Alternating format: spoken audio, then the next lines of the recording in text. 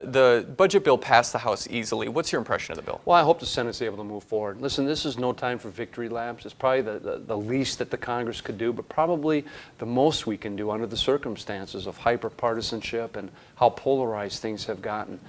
And there's a lot of unfinished business. Let's not fool anyone. But if this brings a relative stability or certainty for the next 2 years, that there's not going to be some manufactured crisis or a government shutdown again coming out of Washington, then this may be what the families and businesses need in order to get this economy going and jobs being created again. So 2 years of budget certainty, I think, can help in that regard, but we still need to get serious about these budget deficits that we face. Yeah, it's the first time in a long time we've had some budget certainty. It took a while to pass one. We'll see if it passes the Senate as well. Right. I wanted to ask about a couple of the criticisms. It doesn't extend federal unemployment benefits. Is that a big concern for you? Yeah, there's two big concerns. One is the expiration of unemployment benefits at the end of this month.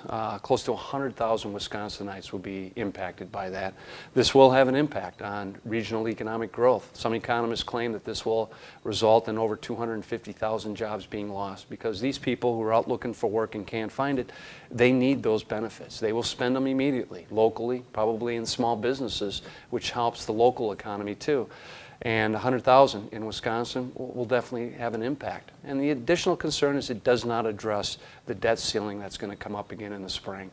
This is all about our country as a great nation paying our bills and not defaulting on our financial obligations for the first time in our nation's history and becoming a deadbeat nation. So we still need to address that, and I hope come spring there won't be more hostage taking about the debt ceiling and us paying our bills as great nations are supposed to. It would be, I think, the third big showdown on the debt ceiling if it does happen in the spring. Do you think voters are kind of getting used to the argument now and there's even more of a danger that there won't be pressure on lawmakers to? Well, it would be nice to get back to regular order. You know, and that's sitting down, talking, listening to each other, working hard to find common ground. Listen, there's consensus that these budget deficits, the debt that we have is unsustainable, and we have to take some action to reform some of the big cost drivers in the budget. First and foremost is rising health care costs. If you're going to be serious about deficit reduction, you've got to be serious about health care reform and steps we can take to get better value of the dollars being spent, while I think we can enhance the quality of care at the same time. And there's still more reforms we have to do with the Pentagon budget. You know, 70,000 troops in Western Europe guarding against the Russian invasion. That's not going to happen. It's expensive to maintain those forward bases and troop deployments. And I'm going to continue the fight to try to get a good farm bill done this year. We still have too many taxpayer subsidies going to large agribusiness. It's not fiscally responsible, hasn't been helpful to family farmers back home here. And in light of budget deficits, you know, the Farm Bill ought to be scrubbed too for potential cost savings that we can use for deficit reduction. That was going to be my next question. A lot of farmers are keeping a close eye on that, would like some certainty, especially going into the holidays. What's the likelihood that's going to pass? Well, they need certainty. They need to know what to expect and what to plan for over the next 5 years. And these farm bills are for a 5-year period of time. You know, we're in year 8 of the current farm bill, just to show you how slow the Congress has in reauthorizing it. But there's also an opportunity to starting to reform some of these outdated programs that really don't make a lot of sense. These big subsidies to large agribusiness, for instance. A recent report just showed us that we're spending hundreds of millions of dollars in taxpayer subsidies going to multi-billionaires in this country. People like Paul Allen, who's the head of Microsoft. And when I went and contacted Mr. Allen to find out what's going on here, he didn't even know he was getting taxpayer subsidies under the Farm Bill.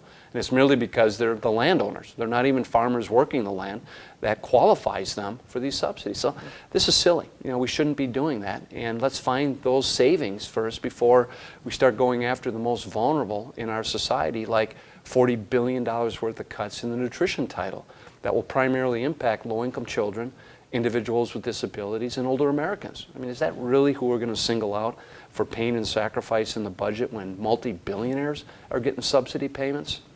One of the things that has been holding up things like the Farm Bill, things like a budget, is the huge rift between the two parties in Washington.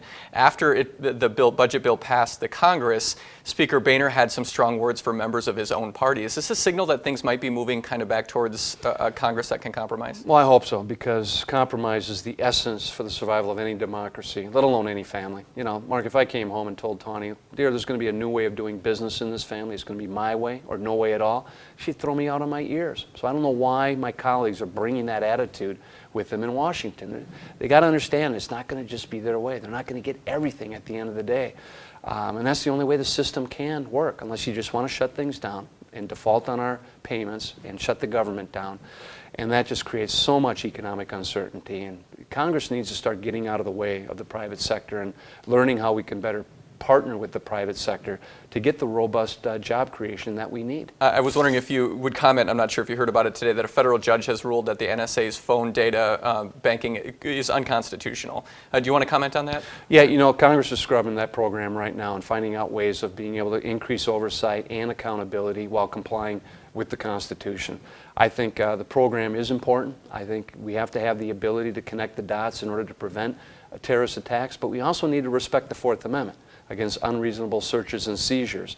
And it's going to be up to the Congress to strike that right balance. And so I think this is really a much overdue look at the NSA program and how intrusive it's become and how many people it has involved. As a former prosecutor, Mark, here in the area, I'd always go for search warrants and for wiretaps, and you had to show probable cause. And that's no different than what NSA has to do with the so-called FISA court. But if enhanced oversight and scrutiny is a way to allay concerns, then we ought to be looking at making those changes. All right, Congressman, anything else you'd like to add? Happy holidays.